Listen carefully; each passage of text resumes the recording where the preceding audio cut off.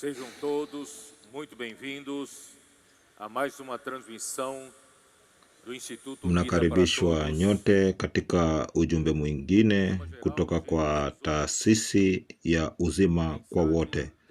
Mada kuu ni mwanzo mwanzoni.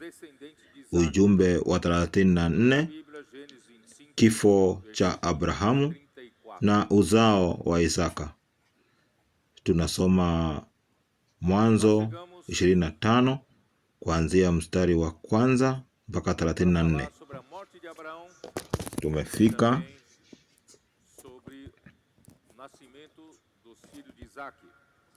katika kunena kuhusu kifo cha Abrahamu na uzao wa wana wa Isaka. Lakini kabla ya hayo ningetaka tuzungumze kidogo kuhusu mambo ambayo tulitaja katika ujumbe wa 6 katika kongamano la vijana ambao ulitoka kutoka Zaburi 42, Zaburi 42 mstari wa kwanza na wa pili. Na nataka kuacha kama imetangazwa katika ujumbe kuhusu dhamani kuu ambayo uzoefu wa kuzama katika neno, uzoefu wetu wa kuandika neno, kulala na kuamka na Mungu, jambo hilo lisikuje kuwa jambo la kiufundi, kitu ambacho tunafuata bila maana, ambayo haileti uzima. Mwaka huu ni mwaka wa kuzalisha matunda. Kwa hivyo kuna umuhimu wa kila jambo ambalo tunafanya tusifanye kwa njia ya kiufundi ama njia ya kidini, bali tutafute kupata uzima katika kila kitu ambacho tunafanya. Na tukiwa tunaongea kwa sana kwa katika neno. Kwa hivyo unaweza fanya masaa mengi ya uzamisho, lakini kama Bwana haja kunenea, mambo hayo yote yatakuwa ni ya bure. Kwa nini tunafanya uzamishaji? Ndio Bwana aweze kutunenea, atunenee kwa njia ya kipekee. Bwana anafaa kunena na kila mmoja wetu. Ni kunena kwa uzima ambao unatufanya tuwe wenye uhai na inatuonyesha njia ambayo inadhihirika waziwazi. Kwa hivyo katika mwisho wa ujumbe wa 6 katika kongamano la vijana nilitumia Zaburi 42 na nitasoma tena mstari wa kwanza.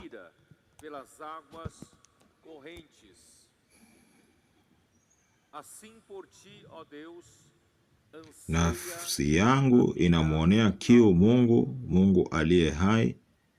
Lini nitakapokuja nionekane mbele za Mungu?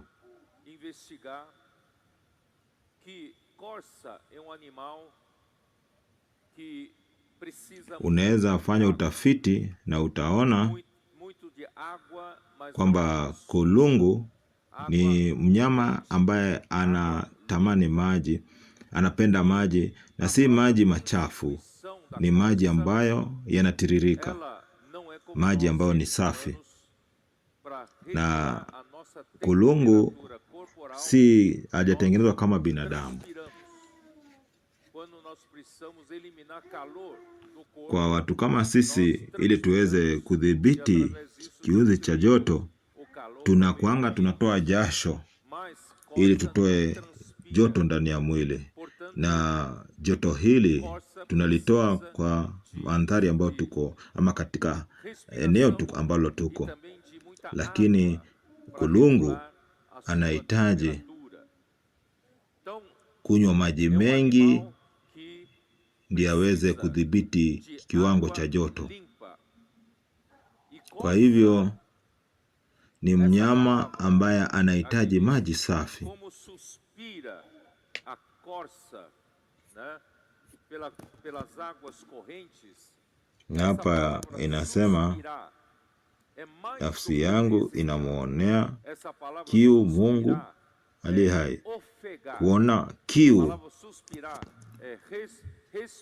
ni kwa Kiportugizi ni kutamani, ni kuvuta pumzi kwa ndani, ama kutamani maji kwa undani, kwa sababu kulungu anahitaji kuishi kwa kutafuta maji yanayotiririka. Kwa hivyo tunahitaji kuwa na mawazo kama hayo kwa neno, kutegemea kabisa neno ili tuweze kuishi. Bila neno tunakufa. Tunatamani kama jinsi kulungu anavyotamani maji. Kwa hivyo hata sisi lazima tutamani ama kutegemea neno. Usitegemee mambo mengine, tunafaa kutegemea neno tu. Mimi nategemea neno pekee. Ndio maana Mungu alisema wakati Shetani alimjaribu kwamba binadamu hawezi tegemea mkate pekee, bali kwa kila neno linalotoka katika kinywa cha Mwenyezi Mungu. Kwa hivyo lazima tuwe na kutegemea neno la Mwenyezi Mungu. Kwa hivyo lazima tuwe na kiu. Tukiwa tunapumua kwa undani. Tukipumua neno hili, bila haya maji tunakufa. Bila maji haya ambayo yanatiririka hatuwezi kuwa na uhai. Kwa hivyo kipengele cha kwanza ndio hicho. Kipengele cha pili kinaendelea.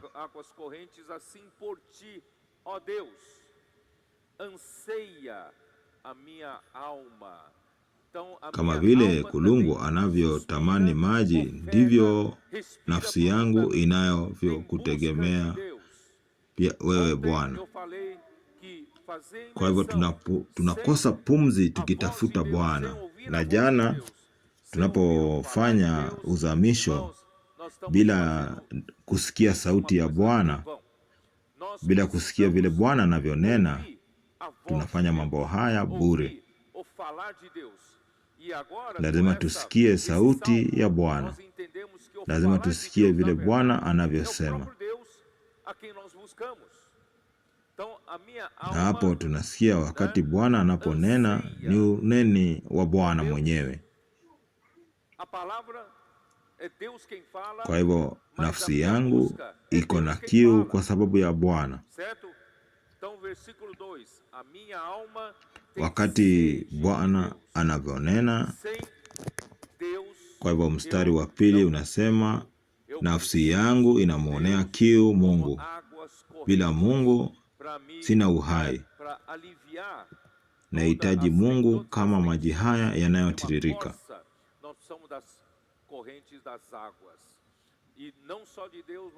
Na kutoa mambo ambayo yana usindikizo kutoka kwa kulungu, tunahitaji maji. Huyu ni Mungu ambaye ako na uhai. Si mambo ya kiufundi. Tunahitaji Mungu anayeishi. Na sio hilo tu. Alafu inasema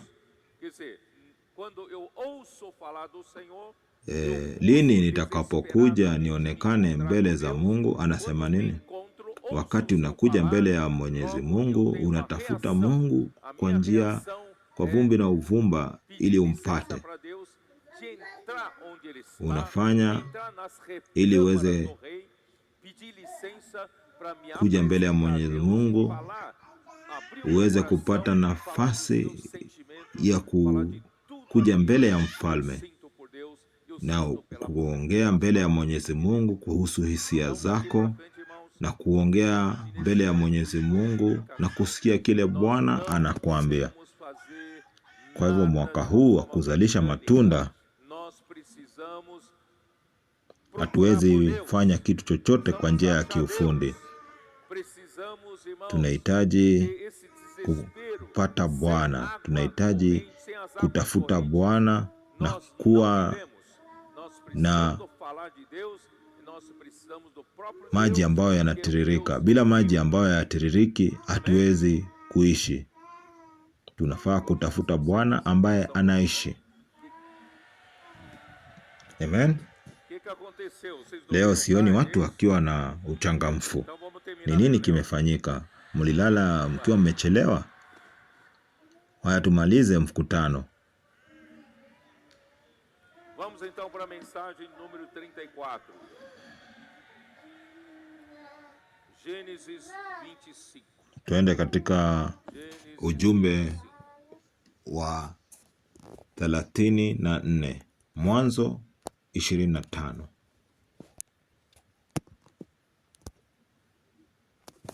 Abraão casa-se com outra mulher. Chamava-se Ketura. Ibrahimu alioa mke mwingine, jina lake akiitwa Ketura. Akamzalia Zimrani na Yokshani na Medani na Midiani na Ishbaki na Sua. Mstari wa 5 inakuja mambo ambayo tunahitaji kusisitiza. Ibrahimu akampa Isaka yote aliyokuwa nayo, lakini wana wa Masuria aliwakuwa nao Ibrahimu akawapa zawadi. Kwa hivyo alikuwa na Hajiri, alafu Ketura. Lakini mke wake wa halali alikuwa Sara.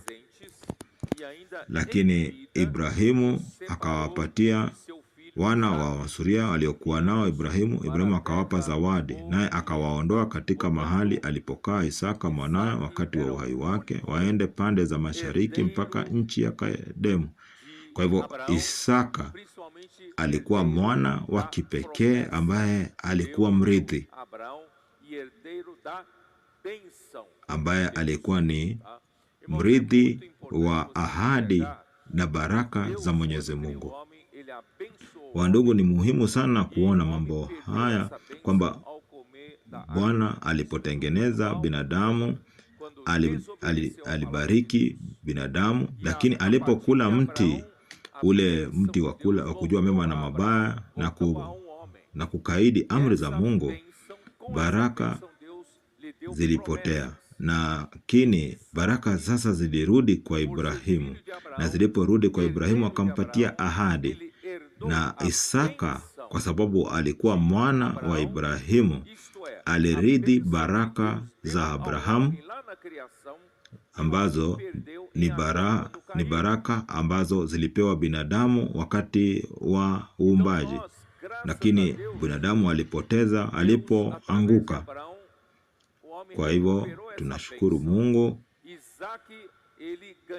kupitia Ibrahimu mwanadamu alipata hizo baraka tena, na Isaka anazipata. Ingawaje Ibrahimu alikuwa na wana wengine kama Ishmaeli na wana wengine 6 na Ketura, lakini hakuna mmoja wao ambaye alipata kupata baraka za kama zile Isaka alipata. Ni Isaka peke yake ambaye alipata baraka za Ibrahimu na ahadi za Mungu. Kwa hivyo ni muhimu sana mambo haya tuyatilie mkazo, kwa sababu kwamba Abrahamu alijua kwamba Isaka katika macho ya Mwenyezi Mungu ndio mbegu ya kipekee ambayo ingerithi baraka za Mwenyezi Mungu na ahadi za Mwenyezi Mungu.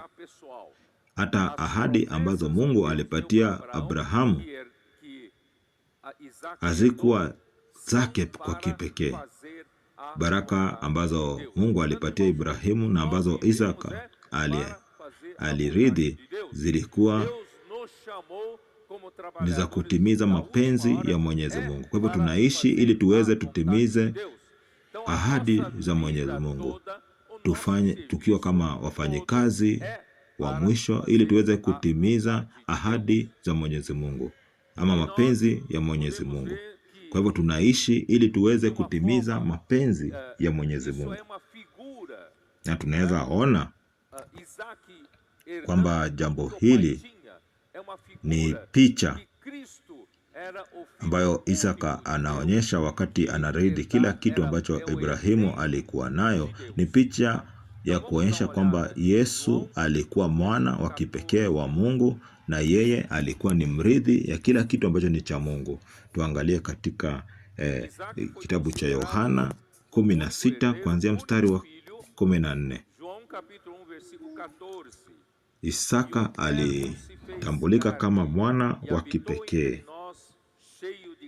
Yohana 1:14 inasema, naye neno alifanyika mwili akakaa kwetu, nasi tukauona utukufu wake, utukufu kama wa mwana pekee atokaye kwa Baba, amejaa neema na kweli.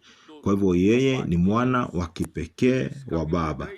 Kristo ni mwana wa kipekee kutoka kwa Baba. Katika Yohana 16 Yohana 3:16, kwa maana jinsi hii Mungu aliupenda ulimwengu hata akamtoa mwanawe wa pekee, ili kila mtu amwaminie asipotee, bali awe na uzima wa milele.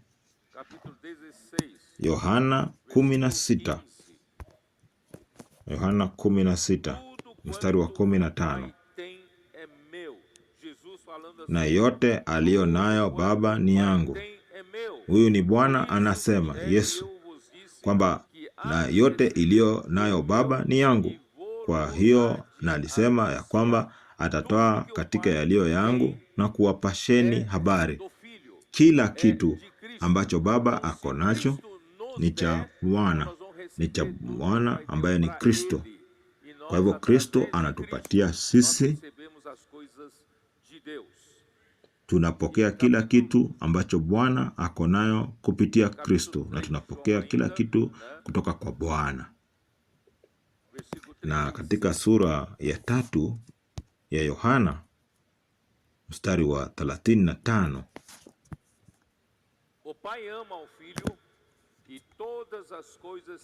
Baba ampenda mwana, naye amempa vyote mkononi mwake. Kwa hivyo wandugu, Kristo ndio mwana wa kipekee wa Mungu, na Mungu alimpatia kila kitu kwake. Kwa hivyo tukitaka kitu chochote kutoka kwa Mungu, lazima tupitie kwa Kristo mwana. Kwa hivyo Isaka alifanyika mrithi wa kipekee wa Baba, si kwa mapenzi yake ama kwa uweza wake, bali ni kwa neema ya Mwenyezi Mungu. Kwa hivyo tunajua kwamba Mungu aliamini neno la Mwenyezi Mungu. Kwa hivyo Mungu akaihesabu kama haki. Lakini Isaka hakuna kitu alifanya. Isaka alirithi baraka kutoka kwa Baba. Kwa hivyo hii inamaanisha kwamba neema ndio tunapokea kutoka kwa Mungu. Hatufanyii Bwana kazi kwa sababu tunastahili ama kwa sababu tulifanya mambo mazuri kwa Mungu. Tuko hapa kwa sababu tulipokea kila kitu kwa neema ambacho Kristo alifanya kwa ajili yetu. Tunapokea kila kitu ambacho ni cha Mungu kutoka kwa Mungu kwa sababu ya neema pekee.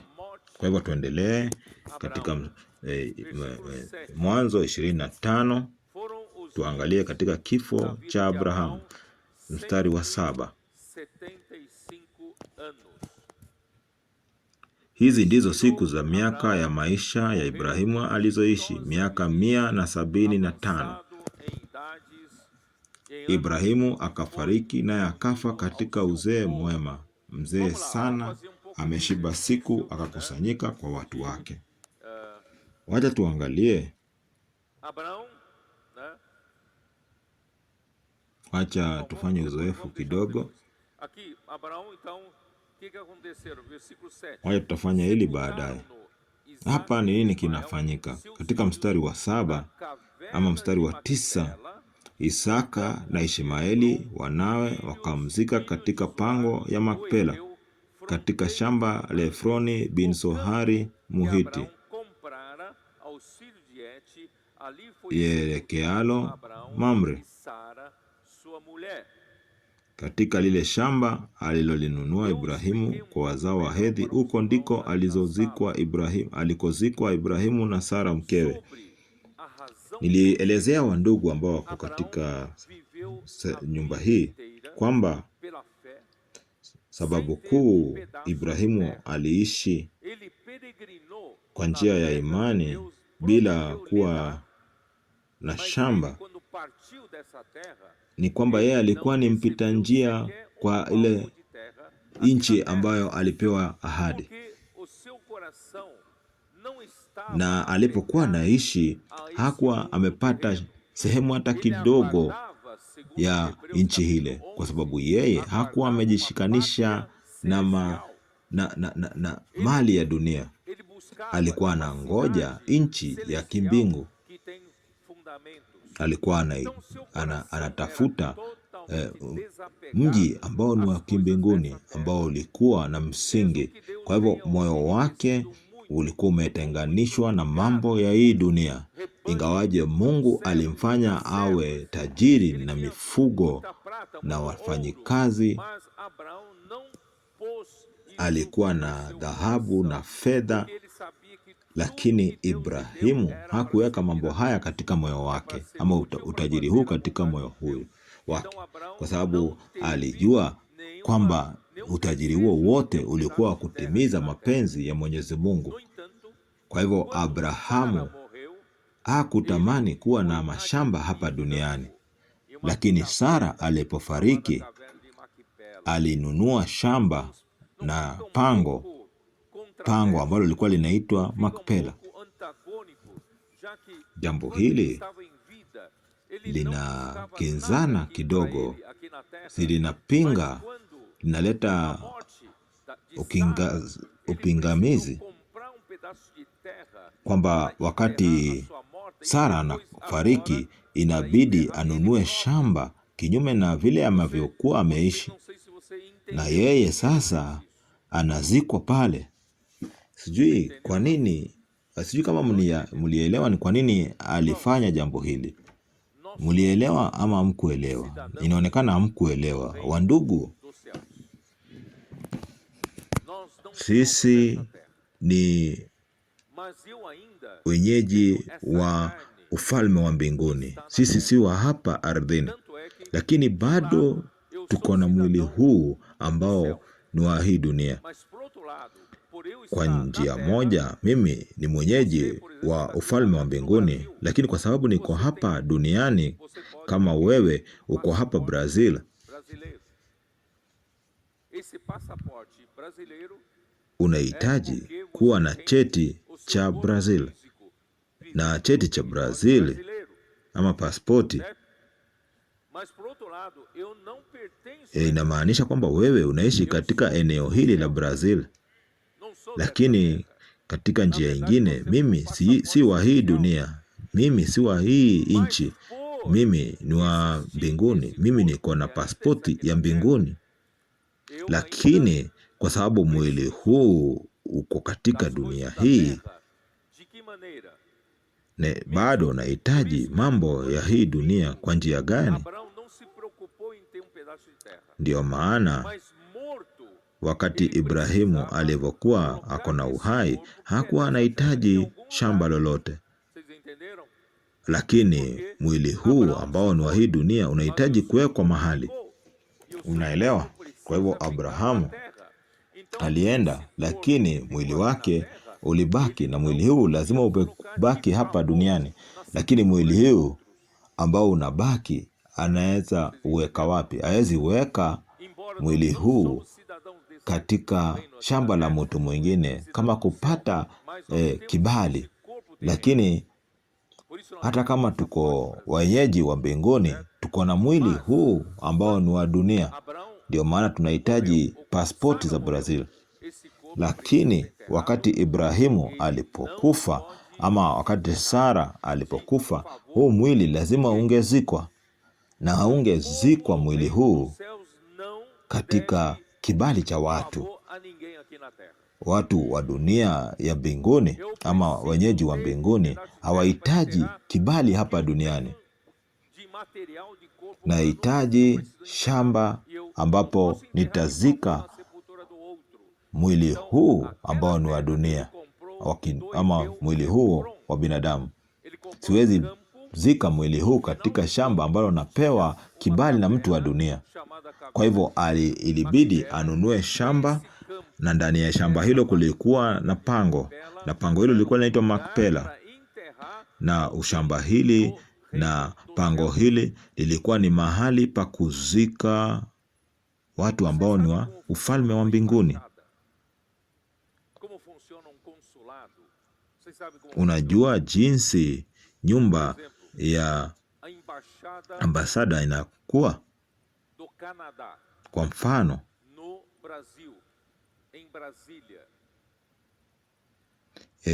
katika nyumba ya Brazili,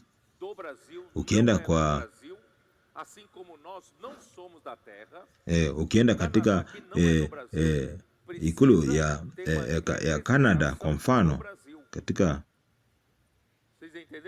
lazima kuwe na mwakilishi hapo katika nchi hiyo. Wananunua nyumba ya mwakilishi wa Canada ambayo itakuwa ni wakilishi ama wakilishi wa Canada, na eneo hilo la uwakilishi huo, hiyo sehemu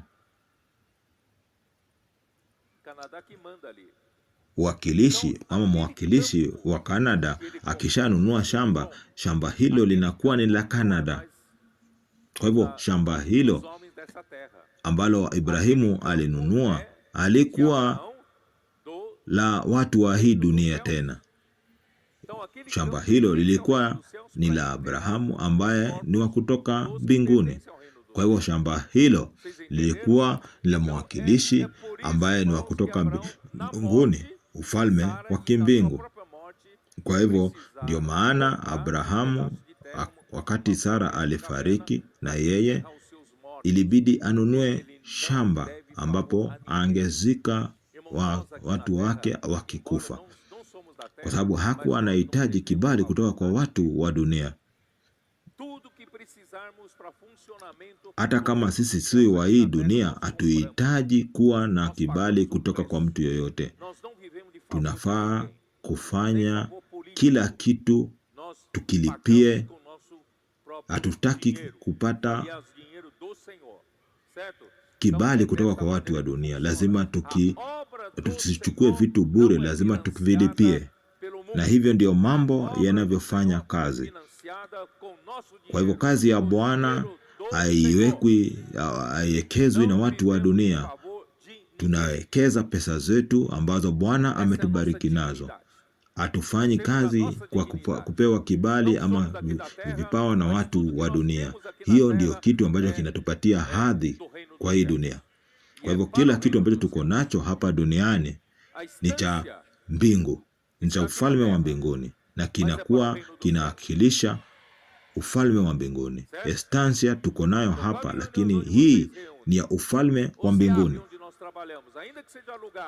Pahali ambapo tunakutana, nyumba za GPC, ingawaje tumekodisha nyumba hizo ni za kiufalme.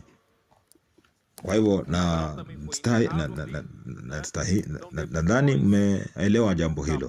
Kwa hivyo Abrahamu alizikwa mahali pale, na baada ya kifo cha Abrahamu, katika mstari wa 11 mstari 11, ikawa baada ya kufa kwake Ibrahimu, Mungu akabariki Isaka mwanawe, naye Isaka akakaa karibu ya Berlaharoi. Kwa hivyo Isaka alipata baraka za Ibrahimu kupitia neema, na Mungu akambariki, kama vile Bwana anasema kwamba tumebarikiwa na baraka zote zinazotoka kutoka mbinguni katika Waefeso 1:3. Waefeso 1:3. Wacha tuone vile inasema, tuelewe vile inasema, ili tuweze kuelewa katika akili zetu na fikra zetu. Atukuzwe Mungu Baba wa Bwana wetu Yesu Kristo, aliyetubariki kwa baraka zote za rohoni katika ulimwengu wa roho ndani yake Kristo. Na baadaye anaelezea kuhusu baraka zote ambazo Baba alitupea kwa kutuchagua na kututuma na kutujua kabla hatujazaliwa, na baraka za mwana kupitia ukombozi wakati alitukomboa, ili Bwana alipotukomboa na damu yake, na baraka ambazo za kujua siri za mapenzi yake, ili aweze kuwa kichwa cha kila kitu, na baraka za Roho ambaye ndio hakikisho ya zile vitu ametupatia, ambazo ni ahadi ambazo Bwana alitupatia. Hizi ndio baraka ambazo zilipeanwa kwa Abrahamu. Sisi tumebarikiwa. Wewe umebarikiwa. Bwana alipatiana baraka zote, baraka za kiroho kwa kanisa, na sisi ni mmoja na kanisa. Tuendelee. Mwanzo 25. Tumefika wapi? Mstari wa 12. Hapa inanena kuhusu uzao wa Ishmaeli. Hivi ndivyo vizazi vya Ishmaeli mwana wa Ibrahimu, ambaye Hajiri Mmisri mjakazi wa Sara alimzalia Ibrahimu. Sitasoma majina haya yote, mtaweza soma baadaye, lakini mstari wa 16, hao ndio wana wa Ishmaeli, na hayo ndio majina yao katika miji yao na katika vituo vyao, maseyidi 12 kwa kufuata jamaa zao. Kwa hivyo kupitia Ishmaeli tuko na majina 12 ambao ni uzao wa Ishmaeli, maseyidi 12. Na hii ndiyo miaka ya maisha ya Ishmaeli, miaka 137. Akakata roho, akafa, akakusanyika kwa watu wake. Wakakaa toka Havila mpaka Shuri unaoelekea Misri kwa njia ya kwenda Ashuru. Akakaa katikati ya ndugu zake wote. Kwa hivyo hapa wana wa Ishmaeli waliishi wapi? Hapa inasema kutoka Havila mpaka Shuri unaoelekea Misri kwa njia ya kwenda Ashuru. Kwa hivyo hawa ni eneo hilo kuhusu chini ya Negevu ukielekea Misri, na ni hiyo eneo lote ambapo kuna Waarabu wanajulikana. Nitasoma kile ambacho nimetayarisha hapa. Waliishi kutoka Havila mpaka Shauri,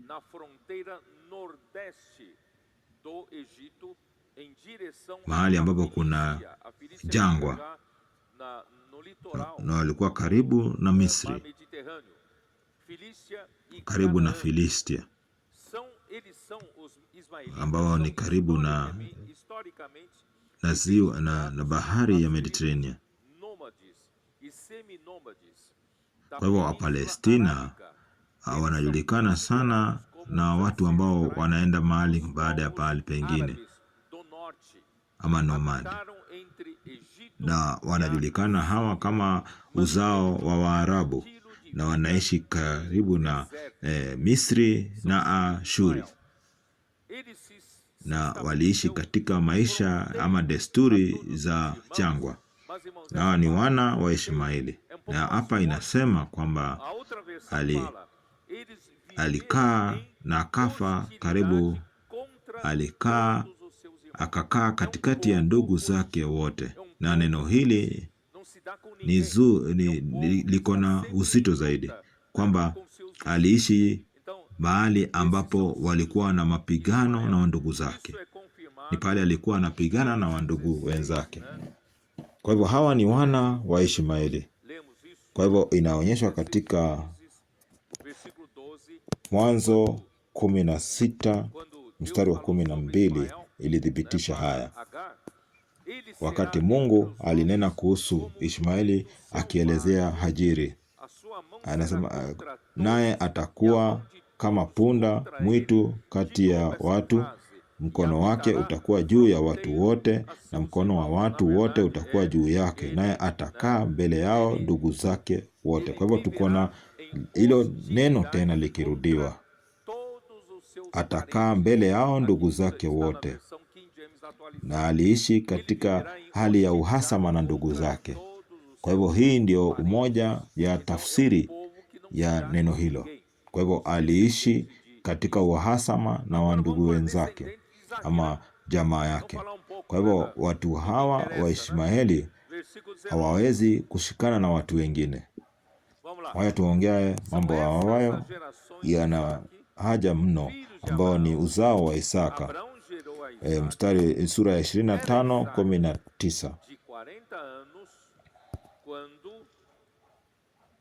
Na hivi ndivyo vizazi vya Isaka mwana wa Ibrahimu. Ibrahimu alimzaa Isaka. Isaka akakawa mwenye miaka 40 alimpomtoa Rebeka binti Betueli Mshami wa Paddan-Aramu, ndugu wa Labani Mshami, kuwa mke wake. Isaka akamwomba Bwana kwa ajili ya mke wake, maana alikuwa tasa. Hili ni jambo la kushangaza kwamba Isaka alikuwa na siku na miaka 40. Nakumbuka nilihesabu wakati tulikuwa na nyinyi kwamba Sara alipofariki, Isaka alikuwa na miaka 37.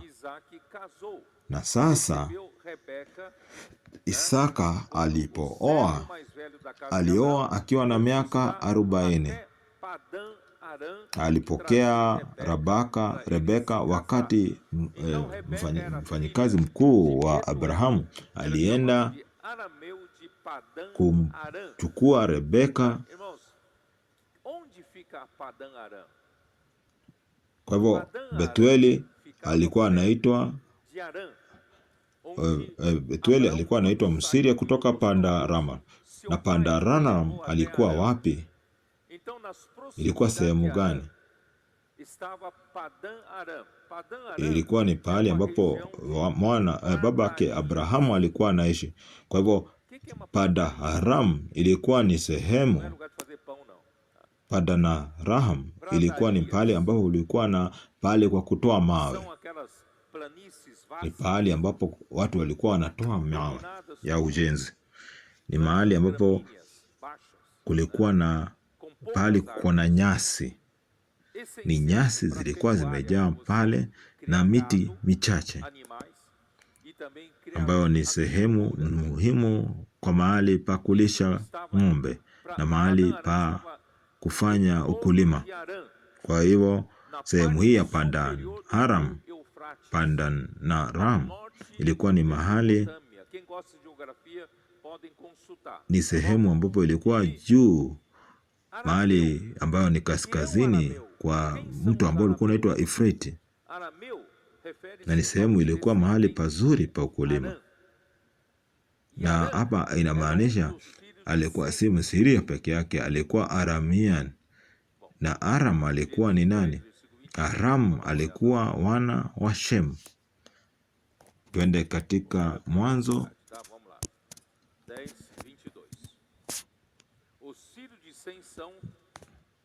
10:22. Mwanzo 10:22. Wana wa Shemu ni Elamu na Ashuru na Afkasadi na Ludi na Aramu. Kwa hivyo Aramu walikuwa wametoka kutoka Aramu. Wana wa Aramu walikuwa wametoka kwa Aramu.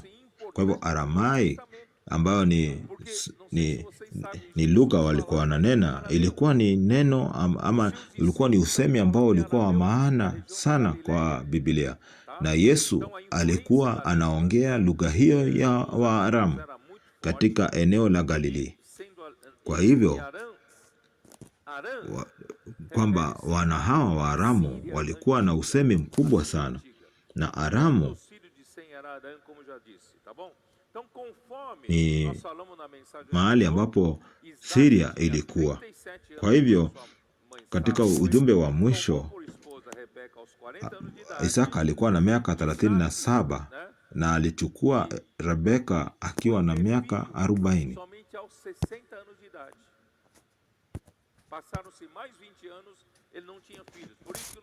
Na Abrahamu alikuwa, mstari wa 21 unasema, Isaka akamwomba Bwana kwa ajili ya mke wake, maana alikuwa tasa. Mambo haya ni mambo ya kushangaza, na tunaona kwamba katika hadithi za Biblia kila mtu ambaye Mungu alichagua alikuwa na shida ya kupata watoto. Hii inaashiria kwamba binadamu hatuzalishi matunda kwa Bwana. Binadamu hawezi zalisha matunda ya kweli ya Mungu, ya kufanya mapenzi ya Mwenyezi Mungu. Kwa hivyo Mungu anaponya utasa wa Sara, na Mungu ataponya utasa wa Rebeka, kama vile Mungu anaponya utasa wetu.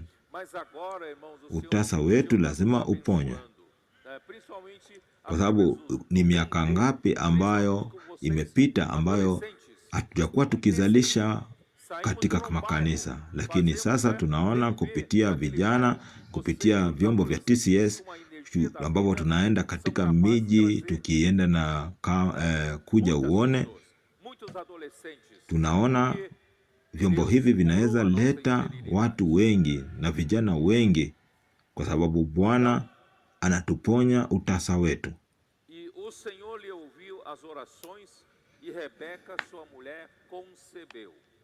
Kwa hivyo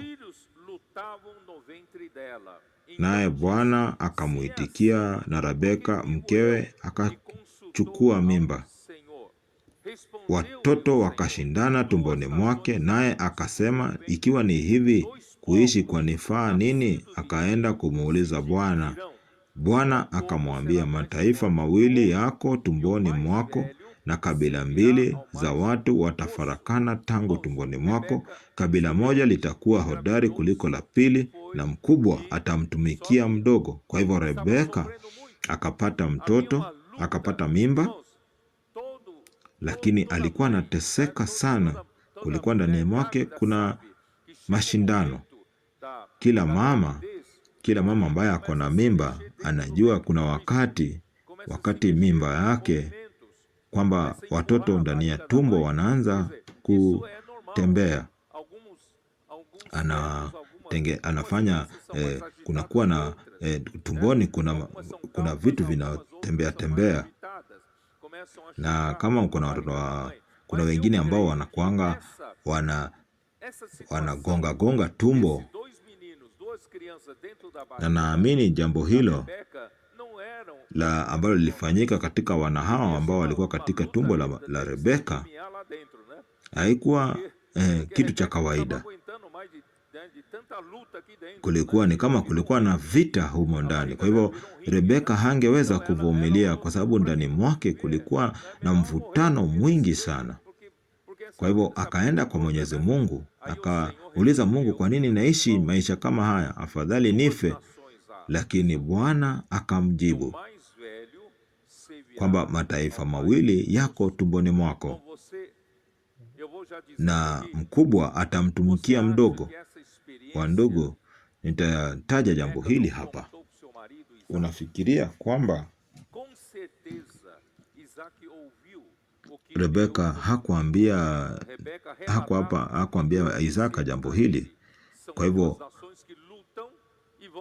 hivyo Isaka alisikia kile Rebeka alimwambia, kwa sababu alimwambia kwamba mataifa mawili yatatoka katika tumbo lake na mdogo na mkubwa atatumikia mdogo. Lakini tunaona hapa Isaka haoni jambo hili, na tutaona baadaye kwamba hakuona jambo hilo. Wacha tuendelee mstari wa 24. Siku zake za kuzaa zilipotimia, tazama, mapacha walikuwamo tumboni mwake. Wa kwanza akatoka, naye alikuwa mwekundu mwilini wote kama vazi la nywele.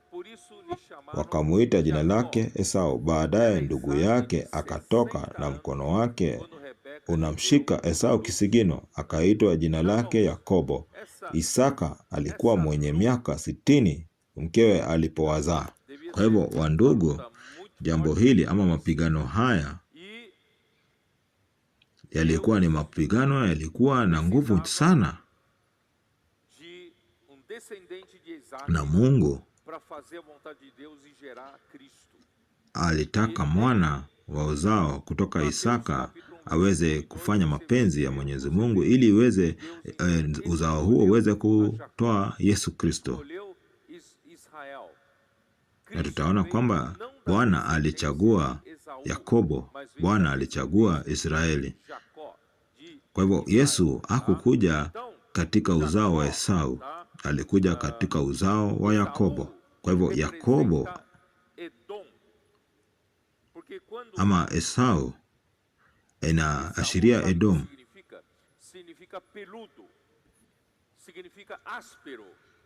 Mnamjua Esau inamaanisha nini? Inamaanisha mtu mwenye nywele nyingi, mwenye nywele, ambaye ni mtu ambaye hana heshima, mtu ambaye ana kiburi. Na Yakobo inamaanisha mtu ambaye anashikilia kisigino, ama mtu ambaye anapindua. Kwa hivyo majina yote mawili si mazuri. Ni kitu cha kushangaza kwamba, ama cha kufurahisha kwamba wazazi walikuwa wako na moyo safi, wakipeana maneno kwamba majina haya, huyu kwamba ako na manywele, na huyu mwingine ni mtu ambaye anashikilia kisigino ama anapindua. Kwa hivyo wakati wanapeana majina haya, ama wakati wanapigana, Esau anamaanisha anazalisha kanisa, ama anazalisha uzao unaitwa Edomu, ambayo inamaanisha nyekundu. Wacha tuangalie jambo hili katika mstari wa 30. Esau akamwambia Yakobo, tafadhali unipe hicho chakula chekundu nile, kwa kuwa ninazimia mimi. Kwa hiyo walimuita jina lake Edomu. Kwa hivyo Esau aliyeitwa Edomu kwa sababu ya nyekundu. Edomu inamaanisha nyekundu, lakini ukiangalia Edomu katika sura ya Mwanzo 36 mstari wa 1. Kwa ndugu, mko na uvumilivu kuona mambo haya yote. Mwanzo 36 mstari wa 1. Hapa tunaona ni watu wazima ambao wanatamani kuona mambo haya, lakini utaona katika Biblia kwamba uzao una maana gani. Kwa hivyo sura ya 36 mstari wa 1 inasema, hivi ndivyo vizazi vya Esau ndiye Edomu. Mstari wa 43, mstari wa 43, jumbe Magdieli, jumbe Iramu, hao ndio majumbe wa Edomu, kufuata makao yao katika nchi ya mamlaka yao, naye huyo ndiye Esau baba ya Edomu. Yeremia Yeremia 49 mstari wa 7. Habari za Edomu, Bwana wa majeshi asema hivi: Je, hapana tena hekima katika Temani? Mashauri yamewapotea wenye busara. Je, imetoweka hekima yao? Kimbieni, rudini nyuma, kaeni chini sana, enyi mnaokaa Dedani, maana nitaleta msiba wa Esau juu yake wakati nitakapomwangalia. Hii inamaanisha nini? Kwamba wana hawa wa Edomu walikuwa ni watu, walikuwa wanafikiria wako na hekima sana, hekima ya kibinadamu, kwamba walikuwa na kiburi kuhusu hekima yao. Tuangalie kitabu cha Obadaya mstari wa 8. Obadaya mstari wa 8. Obadaya iko na sura moja, kwa hivyo tunasoma mstari wa 8. Siku hiyo, je, sitawaangamiza watu wenye akili katika Edomu na wenye ufahamu katika kilima cha Esau? Kwa hivyo tunaona wana hawa wa Edomu walikuwa wanajiona kwamba wako na hekima. Kwa hivyo Esau aliamua kuishi katika mti ule wa kujua mema na mabaya, katika mti ule wa kujua mema sana, lakini ulikuwa ni mti ambao haufai. Kwa hivyo tunafurahia kwa sababu Yesu amekuwa mti wa uzima. Tunatafuta mti wa uzima. Hatuishi katika hekima ya binadamu, kwa sababu hekima ya Mungu iko juu kuliko hekima ya binadamu. Kwa hivyo nilikuwa nataka kuwaonyesha jinsi Yakobo, kwamba Yakobo anaashiria Israeli kuishi wakitawaliwa na mti wa uzima. Kwa hivyo ndio maana nimekuwa nikisema kwamba tusifanye mambo kwa njia ya kiufundi. Lazima kila kitu ifanywe katika uzima na si katika njia ya hekima ya binadamu. Lazima tufuate neno ambalo ni la uzima ambao ni asili yetu. Kwa hivyo tuende katika Mwanzo 25:24.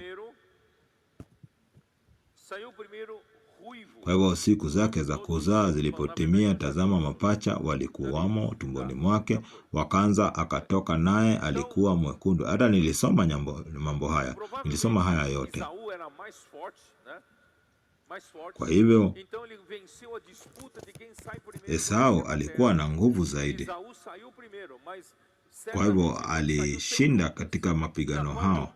Kwa hivyo Esau alizaliwa kwanza, lakini hakutoka bila vita. Kwa hivyo Yakobo alipigana ili atoke akiwa wa kwanza, lakini hakuweza kumshinda Esau. Kwa hivyo vita hivi Yakobo hakufurahishwa kwa kuzaliwa akiwa wa pili. Kwa hivyo alishikilia kisigino. Kwa hivyo walitoka pamoja. Kwa hivyo tunaona kwamba Yakobo alipigana ili awe wa kwanza. Kwa hivyo wandugu, kwa hivyo si vyema kujaribu kuwa kitu cha, ama kujaribu kugonga watu wengine ndio ukuwe wa kwanza. Jambo hilo si kitu cha kufurahishwa. Ni kwa sababu ya uzao, ambapo unaweza kuwa unapenda uzaliwa wa kwanza. Kwa hivyo unaweza kuwa uko hapa ulichagua uzalio wa kwanza.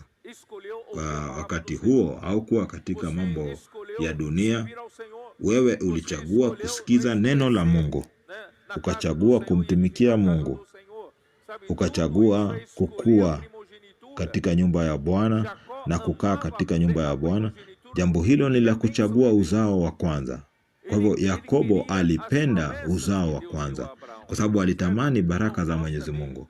Alitamani ahadi za Mwenyezi Mungu ambazo Mungu alipatia Abrahamu.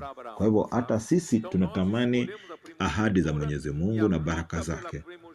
Kwa hivyo tunachagua uzao wa kwanza na tunapigania uzao wa kwanza kama vile Yakobo alipigania maisha yake yote. Ingawaje Mungu alikuwa amemchagua tayari katika mstari wa 23 kwamba wa kwanza atatumikia wa mwisho.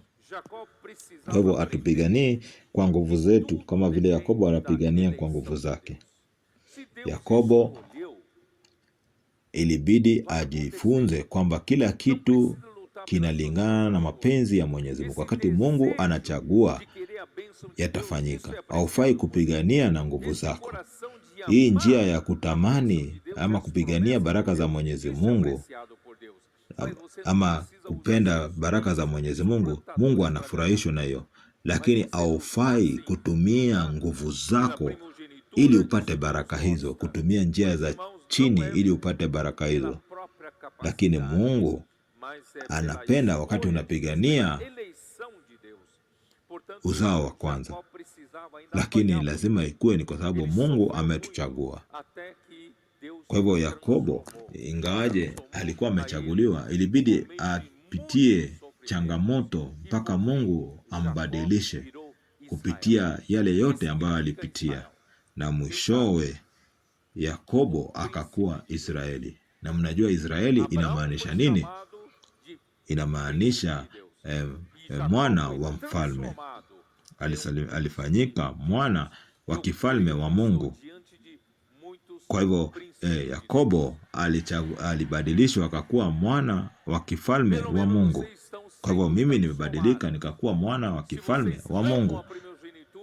Na wewe unaendelea kubadilishwa, na kama unapenda uzao wa Mungu, utabadilishwa ukuwe mwana wa kifalme wa Mungu, na uende ukatawale pamoja na Yesu Kristo milele.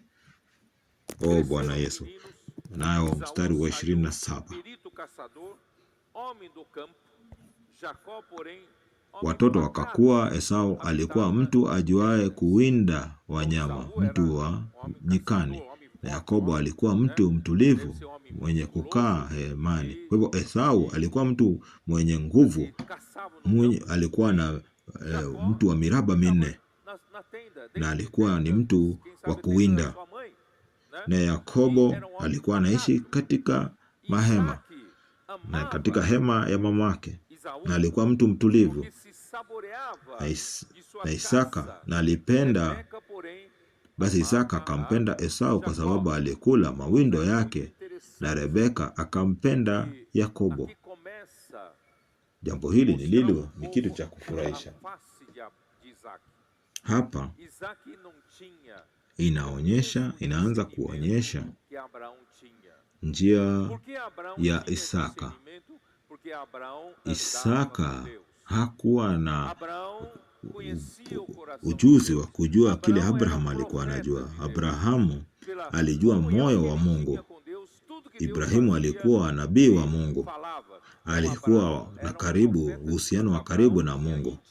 Na Mungu alikuwa anaongelesha kila kitu anachotaka kufanya kwa Ibrahimu. Na Ibrahimu alikuwa na uhusiano wa karibu na Mungu na alijua roho ya Mungu.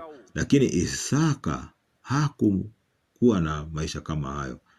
Isaka alimpenda Esau. Kwa nini alimpenda Esau? Alimpenda Esau kwa nini? Kwa sababu alikula kutoka kwa Esau, kwamba Esau alikuwa anaenda kuwinda na angeleta chakula kizuri kwa Isaka. Sasa nataka kuambia viongozi, wakati tunavumbua kutoka kwa roho, tusikue tunachagua kwa sababu mtu ambaye anafanya mambo ambayo yanafurahisha asili yetu ya kibinadamu. Wakati watu wanafanya, unaweza shikwa na yale mambo wa ndugu wanakupeleka. Unaweza enda mahali, kwa mfano mimi naweza enda mahali, na katika sehemu ambayo nimeenda ni sehemu watu wananipeleka kukula vitu vizuri, na nafurahia chakula kizuri, chakula ambao ni cha dunia, na chakula hicho kinaanza kuficha ama kinafunika nisione mambo ambayo yanaendelea katika eneo hiyo. Nakosa kuona na nadanganyika na vitu. Nisifai kupewa hongo na mambo ambayo napewa. Kwa mfano, wacha niwaambie mfano, nikienda mahali na watu wanajaribu kunifurahisha. Sisemi watu hawafai kunionyesha mambo mazuri, lakini watu hawafai kunifanya mambo hayo ili waweze kuficha mambo mbaya ama mambo mabaya ambao wanafanya mahali pale. Wakati wanafanya mambo hayo, ninapoteza hekima ya kupambanua mambo. Kwa hivyo lazima mtu ambaye Mungu anatumia asianguke katika mambo haya ya asili ambayo ni ya kupatia mtu rushwa, asione vitu za kibinafsi. Sisi ni watu wa Mungu. Tuko hapa tukiweka hukumu kwa mambo ya Mungu. Kwa hivyo lazima Mungu atupatie hukumu ambayo ni sawa. Tusiangalie yale mambo ambayo watu wanatufanyia. Kwa hivyo Isaka hakuwa na uzoefu ama hakuwa na ukomavu ambao ungemwezesha kuona mambo haya ya ndani. Kwa sababu Rebeka alipokea neno kutoka kwa Mungu, na Mungu alimwambia kwamba kutakuwa na mataifa mawili, na yule ambaye alikuwa wa kwanza atatumikia ambaye alikuwa mdogo. Mkubwa atatumikia akiwa mdogo. Lakini hapa tunaona kwamba Isaka alipenda Esau, na kwa njia nyingine Rebeka alipenda Yakobo. Yakobo akapika chakula cha ndengu. Esau akaja kutoka nyikani, naye alikuwa amechoka sana. Esau akamwambia Yakobo, tafadhali unipe hicho chakula chekundu nile, kwa kuwa ninazimia mimi. Kwa hiyo walimuita jina lake Edomu. Kwa hivyo Yakobo alitaka kwa njia yoyote kupata uzao wa kwanza. Kwa hivyo mimi sijui, lakini najaribu kutafakari kwamba wakati Esau alienda kuwinda, Yakobo alikuwa anapika chakula kizuri, akingojea na akijipea nafasi ili Esau ampatie uzao wa kwanza. Na hiyo siku jambo hilo lilifanyika. Alitengeneza chakula kitamu. Unajua supu ni nini? Supu ya nani anajua supu ni nini? Mtu kutoka Portugizi ambaye ametoka katika Portugizi wanajua kuna supu ya Portugizi ama ya kutoka Spain. Supu ya kutoka Spain. Unaweka nyama, unaweka mboga, unaona inakuwa nyekundu, ambayo Yakobo alitengeneza. Na Esau alipofika alikuwa amechoka na alikuwa na njaa, na kulikuwa na chakula ambacho kilikuwa tayari, na akataka kukula chakula kile. Na Yakobo akakuwa ako na akili nyingi, akajua hapa ndio alipata wakati mwema wa kufanya kile alikuwa amepanga. Akamwambia, huwezi kula bure, lazima uniuzie uzao wako. Yakobo akamwambia, kwanza niuzie leo haki yako ya mzaliwa wa kwanza. Esau akasema, tazama mimi ni karibu kufa, itanifaa nini haki hii ya uzazi? Yakobo akamwambia, uniapie kwanza. Naye akamwapia, akamuuzia Yakobo haki yake ya mzaliwa wa kwanza. Yakobo akampa Esau mkate na chakula cha ndengu, naye akala akanywa, kisha akaondoka akaenda zake. Hivyo Esau akaidharau ya haki yake ya mzaliwa wa kwanza. Kwa hivyo Esau akadharau uzaliwa wake wa kwanza. aliifanya ni kama sio kitu.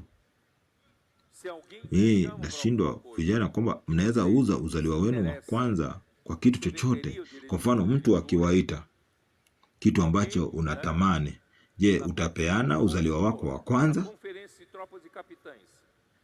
Wacha tuone kwa mfano, wakati tuko katika kongamano hili la vijana, wakati mtu anawaita mwende mtumie nafasi hii pahali ambapo kuna hoteli nzuri, hoteli ambayo iko na vitu za raha, utawapeana nafasi ya kongamano hili. Kwa nafasi hiyo, usiuze uzaliwa wenu wa kwanza kwa kitu chochote. Uzaliwa wa kwanza ni kitu ambayo ni cha thamani sana, ambacho ni cha maisha yako na maisha yangu. Siwezi taka kupoteza uzaliwa wa kwanza kutoka kwa Mungu kwa kitu chochote. Sitaki kuona utimizo wa ahadi za Mwenyezi Mungu kwa kitu chochote. Sitaki kuuza uzaliwa wangu wa kwanza, hata kama ni kwa baraka za hii dunia. Siwezi uza kama vile Esau aliuza. Yeye alidharau, hakutaka kujua, na akauza uzaliwa wake wa kwanza kwa njia hii. Bwana Yesu. Hii ndio maana tuende katika Waebrania 12:16. Waebrania 12 mstari wa 16.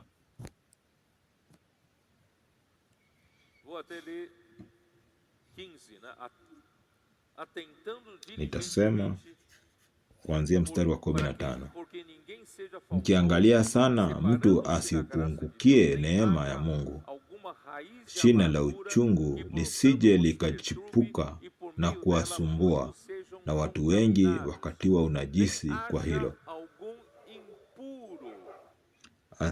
Asiwepo mwasherati wala asiyemcha Mungu kama Esau, aliyeuza urithi wake. Asiwepo mwasherati wala asiyemcha Mungu kama Esau. Mtu asiyemcha Mungu ni mtu ambaye ako na matusi kama Esau, aliyeuza urithi wake wa mzaliwa wa kwanza kwa ajili ya chakula kimoja. Maana mwajua ya kuwa hata alipotaka baadaye kuirithi baraka, alikataliwa, maana hakuona nafasi ya kutubu, ijapokuwa aliitafuta sana kwa machozi. Alipoteza wakati, alipoteza uzao wake wa kwanza, alipoteza baraka. Unataka kupoteza baraka? Mimi sitaki kupoteza baraka za Mungu. Katika uzaliwa wa kwanza kuna baraka, na ni baraka za Mwenyezi Mungu. Kwa hivyo baraka hizi za uzaliwa wa kwanza, wakati uko na uzao wa kwanza, unarithi baraka ambazo zilipatiwa Abrahamu katika Mwanzo 12:1-3. Mstari wa 2.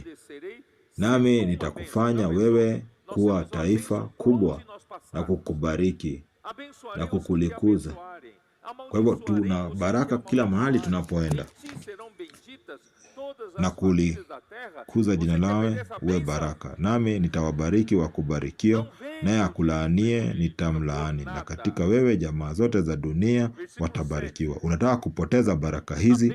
Usiuze baraka zako kwa kitu chochote. Mstari wa 7.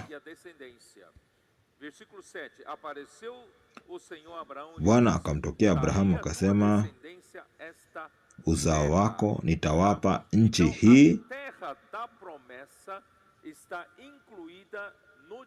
Kwa hivyo shamba ama nchi ya ahadi inajumuishwa katika baraka.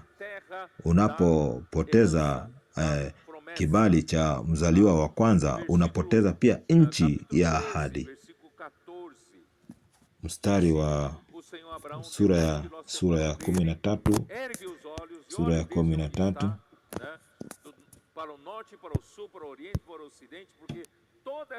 Bwana akamwambia Abrahamu alipokwisha kutengana na Lutu, inua sasa macho yako ukatazame kutoka hapo ulipo upande wa kaskazini na wa kusini na wa mashariki na wa magharibi. Hiyo ni mstari wa 14. Bwana aliahidi kurithi nchi hii. Unataka kupoteza ahadi ya kurithi nchi hii? Nataka jumbe wengine ya baraka hizi ni kwamba Bwana anataka kututumia sisi kuleta utawala wa Mungu hapa duniani. Bwana anataka kutufanya sisi tuwe wana wa mfalme. Anataka kutufanya wana wa ufalme,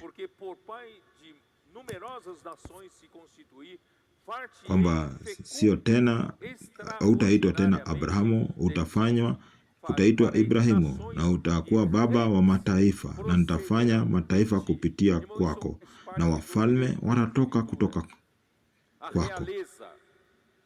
Kwa hivyo hii ni sehemu ya uzaliwa wa kwanza, ufalme. Bwana anatengeneza wafalme katikati yenu. Kwa hivyo usipouza uzaliwa wako wa kwanza, utapata nini? Utapata baraka za Mwenyezi Mungu. Kama hautapoteza uzaliwa wako wa kwanza, utarithi nchi, na utarithi nchi hiyo pamoja na Kristo, na utapata pia ufalme. Utakuwa mwana wa ufalme, na wewe utakuwa mfalme wa Mungu, na mwisho utakuwa kuhani wa kutumikia Mungu. Wewe ni mtu ambaye unatumikia Mungu. Kutoka 19 mstari wa 5.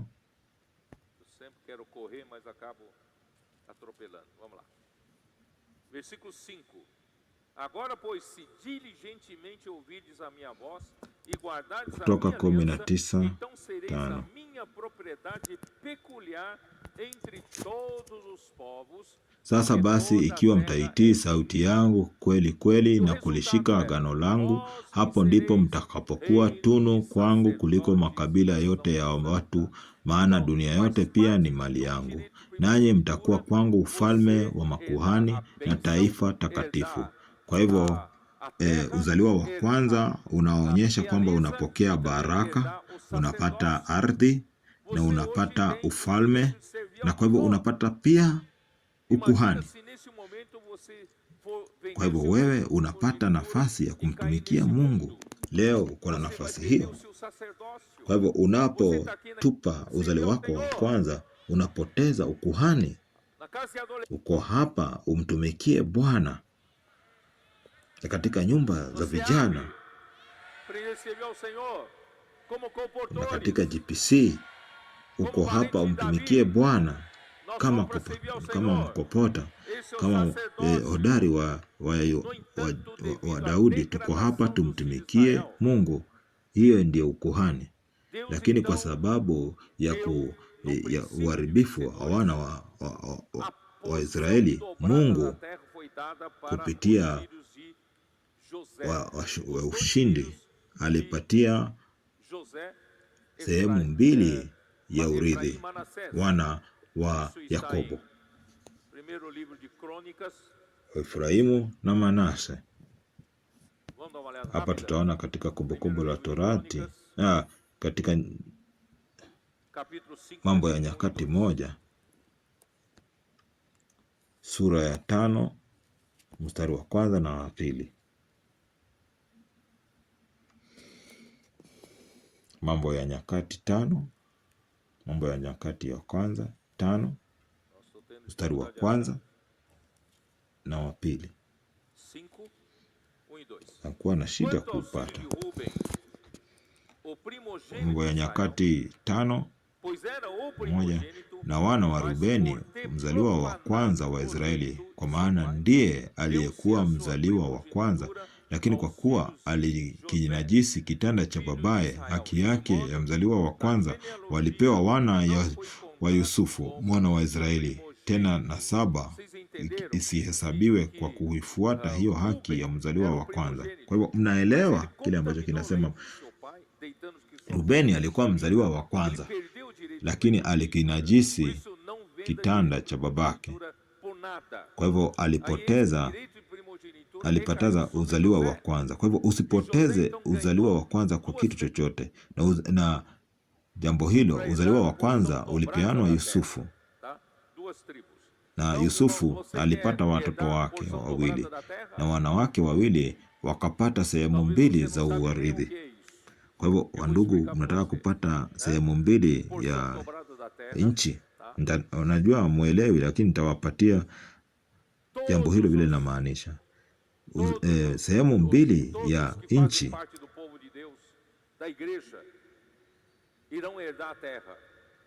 wale wote ambao ni wako katika sehemu ya kanisa watapata sehemu ya nchi.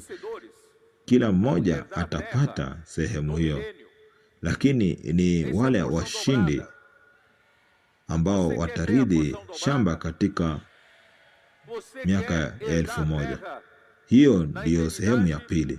Mnataka kuwa na sehemu ya pili, unahitaji kupata shamba ama nchi katika umelele, ama unataka pia kuwa katika miaka 1000. Mimi nataka kuwa katika miaka ya 1000.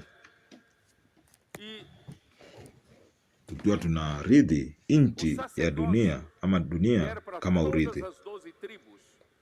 Na ukuhani ambao ulikuwa ni wa wana 12, lakini kwa sababu waliasi wakati waliabudu sanamu ya wana ndama katika Kumbukumbu la Torati 13, ufalme ulienda katika Yuda. Mwanzo 49 mstari wa 10. Fimbo ya enzi haitaondoka katika Yuda, wala mfanya sheria kati ya miguu yake, hata atakapokuja yeye mwenye milki, ambaye mataifa watamtii. Kwa hivyo, wandugu wa Yuda ilipata ufalme, na Levi nao wakapata Levi walipata ukuhani, na Yusufu akapata sehemu mbili ya shamba. Na wewe unataka nini? Kama utaki chochote, uza uzaliwa wako wa kwanza. Mimi siwezi peana uzaliwa wangu wa kwanza kwa kitu chochote, na kwa sababu ya uharibifu wa kanisa, ule sehemu ya wale washindi bado iko. Si kila mmoja ambaye atarithi nchi, ufalme na ukuhani, lakini wale ambao watakuwa washindi watapokea, watarithi. Tusome Mathayo 5:5. Mathayo 5:5.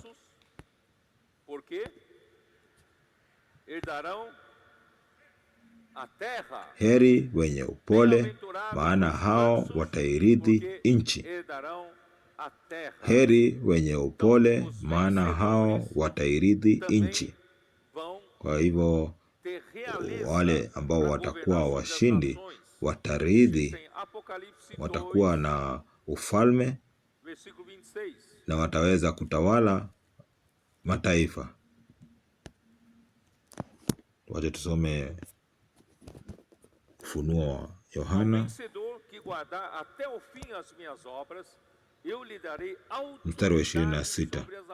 Na yeye ashindaye na kuyatunza matendo yangu hata mwisho, nitampa mamlaka juu ya mataifa. Kwa hivyo hii ni ufalme, naye atawachunga kwa fimbo ya chuma, kama vyombo vya mfinyanzi vipondavyo. Unataka kutawala mataifa? Mimi nataka kuwa mataifa. Tuangalie ukuhani. Utatupa ukuhani wako. Ufunuo wa Yohana 20 mstari wa 6. Hii ni neno. Huu ndio ufufuo wa kwanza. Heri na mtakatifu ni yeye aliye na sehemu katika ufufuo wa kwanza. Juu ya hao mauti ya pili haina nguvu, bali watakuwa makuhani wa Mungu na wa Kristo, nao watatawala pamoja naye hiyo miaka 1000. Unataka kuwa na ukuhani huu ukitumikia Kristo miaka 1000 kabla ya wengine? Unataka kutawala na Mungu na pamoja na Kristo kabla ya wengine? Leo basi, wandugu, tafuta uzaliwa wa kwanza. Wandugu, tafuteni kutumikia Bwana. Bwana Yesu. Hata kama watakatifu wote watakuwa na urithi katika urithi wa dunia na nchi, katika Ufunuo 21, lakini sitasoma, nitatumia wakati mwingi kueleza, na kila mmoja atatumikia Mungu. Katika Ufunuo 22:3 hakutakuwa na laana, na kiti cha enzi cha Mungu na cha Mwana Kondoo kitakuwamo ndani yake, na watumwa wake watamtumikia. Kila mmoja atakuwa mtumwa, lakini mimi nataka kuwa kabla, katika miaka 1000, na kwamba washindi watakuwa katika kushiriki katika baraza na kuangalia katika ufunuo wa miaka 1000. Bwana Yesu. Nikimalizia Warumi 9. Warumi 9. Por que Deus escolheu Jacó e não a Esau? Kwa nini Bwana alichagua Yakobo na sio Esau? Warumi 9 mstari wa 10. Wala si hivyo tu, lakini Rebeka naye akiisha kuchukua mimba kwa mume mmoja, naye ni Isaka baba yetu, kwa maana kabla hawajazaliwa wale watoto, wala hawajatenda neno jema wala baya, ili ilisimame kusudi la Mungu la kuchagua, si kwa sababu ya matendo, bali kwa sababu ya nia yake aitaye. Aliambiwa hivi, mkubwa atamtumikia mdogo, kama ilivyoandikwa, nimempenda Yakobo, bali Esau nimemchukia.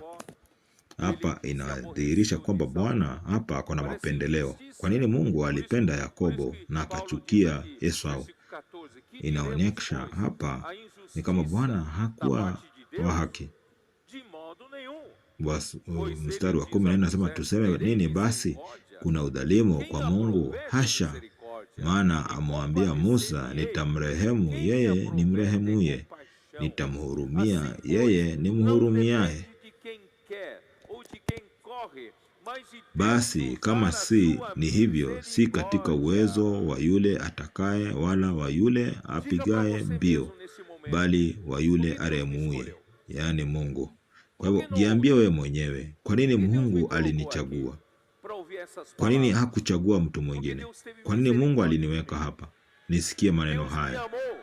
Ni kwa sababu Bwana alikuwa na rehema juu yangu. Bwana alinipenda, si ndio? Ndio maana mstari wa 18 unasema, basi kama ni hivyo, atakaye kumrehemu humrehemu, na atakaye kumfanya mgumu humfanya mgumu.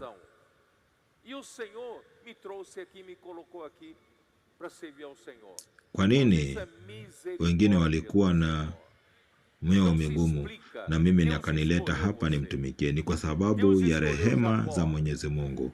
Hauwezi elezea kwa nini Mungu alikuchagua. Hauwezi elezea kwa nini Mungu alichagua Yakobo. Lakini kwa njia nyingine,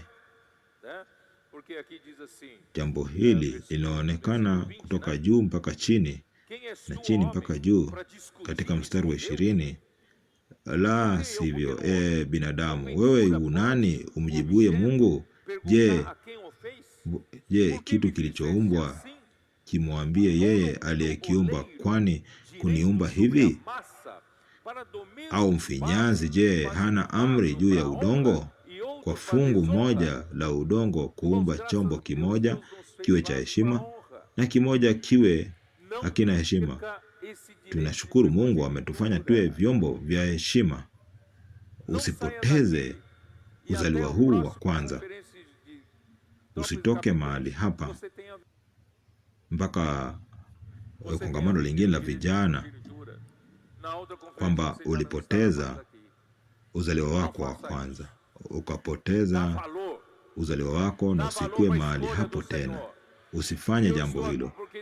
Dhamini kuchaguliwa kwako na Bwana. Mimi niko hapa kwa sababu Bwana alinipenda na kuwa na rehema juu yangu.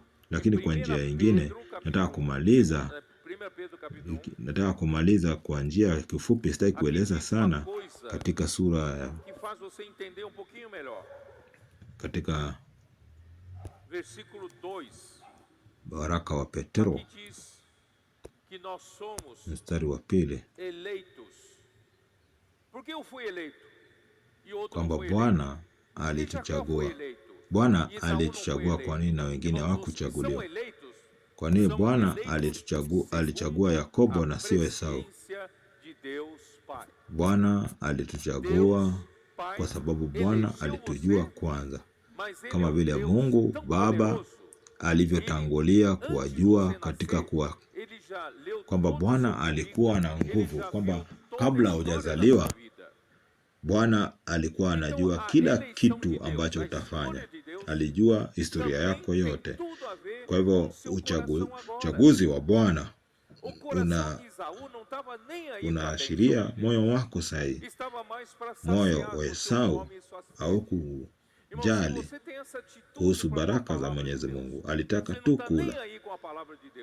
Kama uko na mpango kama huo, ama uko na mawazo hayo kwa Mungu, haupendi kuwa karibu na Bwana, haupendi kuwa mfanyikazi wa masaa ya mwisho, kumaliza uzao huu katika kutangaza injili ya Bwana, Bwana pia anajua moyo wako.